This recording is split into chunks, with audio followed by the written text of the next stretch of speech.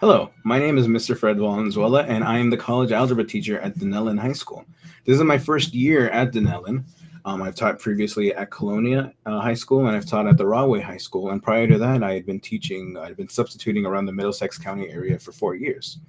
A little bit about myself. I grew up in Perth Amboy, New Jersey, and going through the school system there, which isn't necessarily the best, is what inspired me to become a teacher in the first place. I'd like to think that maybe I could be the first math teacher that your child doesn't grow up to hate. But also, I want to be there to provide all the help that I can and to show that math isn't something that needs to be hated or feared. It's something that we can work through together. I graduated from Kane University, and I like to tell the students that I also went to Middlesex County College as well. It helps because I'd like to think that maybe instead of students just jumping straight into universities, it's good for them to consider alternatives. Um, but I did also go to Middlesex County College, and I'm from a family of teachers because my mother is a second grade teacher and my dad teaches adult school. So you can imagine how busy it is every morning whenever we need to all go to our Zoom meetings and our Google meetings, and we're all teaching at the same time. Um, what is college algebra? College algebra kind of covers the same ground as algebra did. We cover very similar ground to algebra one and algebra two topics, but we try to relate it more to real world example. I mean, there's always going to be an inclusion of real world examples, but there's an emphasis on using algebra and functions for problem solving and a lot more modeling problems. Um, it provides a certain literacy for students moving forward into any further mathematics going into college or university that will definitely benefit them going forward. And also, it's the kind of mathematics that colleges and universities would expect you to understand at a very basic level. So it's not just necessarily a reintroduction or reintroducing into it, but it's more of a refining of those already existing algebra skills. About my classroom, since we are operating on Google Meet, I operate all of my most of my operations on Google Classroom. The college algebra students are fortunate to have an online textbook, which I feel like has been very beneficial. It provides the same online. It offers the online text. It offers a way where I'll be able to give them assessments, whether that's going to be homework or classwork, and I can cater problems to each student in case they need more practice in one particular skill than the other. Um, we use Google Classroom. We use Meet. Not Meet. We use Remind as well. I try to remind the students as much as I can to whatever homework we have. And if you would like a remind link, I'll talk about it at the end of the video. Since everything is on Google Classroom, so we do have these Google meetings, and what I like to do is I like to record. I like to record all my meetings, and I also have a virtual whiteboard, so to say, and I use this to write on a we have a there's a Google website where I can kind of draw all the problems and work on the examples. So while I'm working on that, I'm calling on students to answer while I write it out for them. It's as close to normal to a whiteboard to a real life classroom setting that we can ask for. Um, I post those virtual notes online along with the class videos online in case any of my students they miss a day or they just need help and they need to kind of like reteach themselves, go over the lessons all over again. So everything's already available, and they'll be able to go back on a catalog of previous lessons.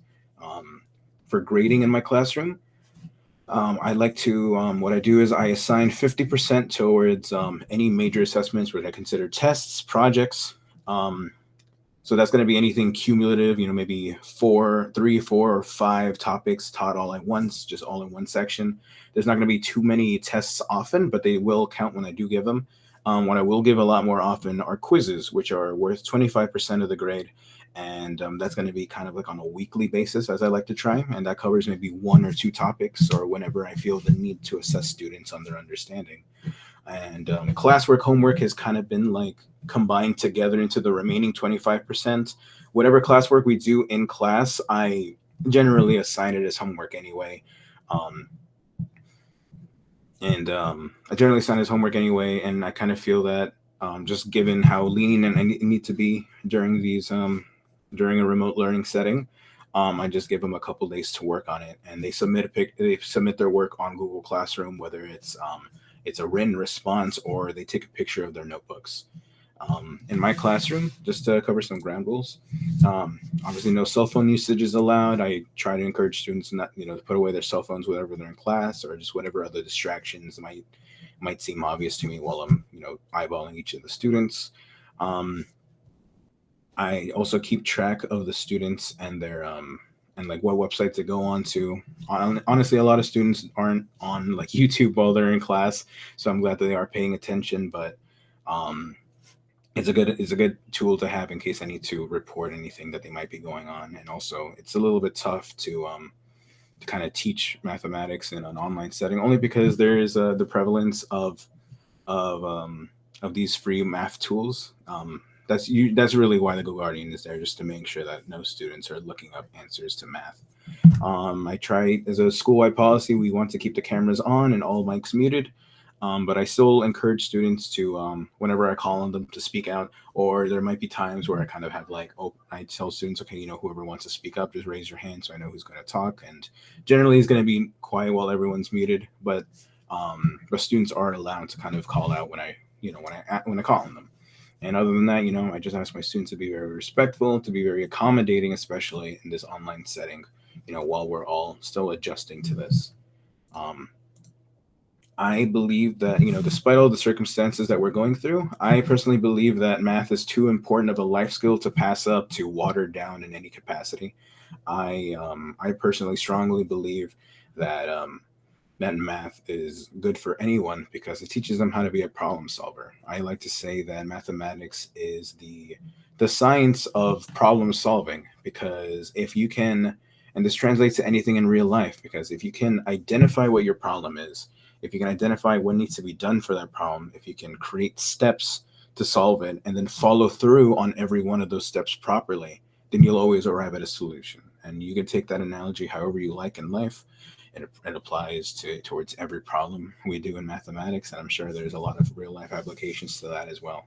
Not everything I teach is going to be necessarily relevant to their lives, and I like to be upfront. I like to be honest with my students about that. But but the important takeaway here is that, despite the numbers and despite, like, the very specific topics, my students are going to walk out of my classroom as better problem solvers, as more critical thinkers. And that's what I feel like is still important, and why I still have this passion for teaching math, regardless of whether I'm in person or if I'm doing it through an online setting. Um, am at your students' disposal. I encourage students to message me whenever they need help with anything, because again, I want to be that math teacher that, this your child remembers, the one that helps them get through like whatever difficulties there are. And I want to definitely be there for your children as well. I want to be there for all of my students. And I generally wish great success for my students. And if they put in effort, or if they seek the little bit of help, whatever little help they can, then I will try to, push them further and push them closer and closer to success. Um, well, that's it about my class. If you need to know more about me, or if you have any questions for me, my Dunellen email is Valenzuela F. That's VALENZUELAF at DunellenSchools.org. Or email. You can shoot me an email and ask me for the remind code, so that you can join the Remind classroom that I have set up, so you can take a look at, whatever announcements I make, whatever tests or quiz announcements I have, whatever homework your student might I give to my students every day. If you'd like to follow that, or if you just want a direct line of communication with me that isn't necessarily email, just ask your student for the class for the Remind code, or shoot me an email, and that'll be our way of communication. And I look forward to having a very successful year with all of my students and all of your children. Please reach out to me if you have any concerns. Thank you.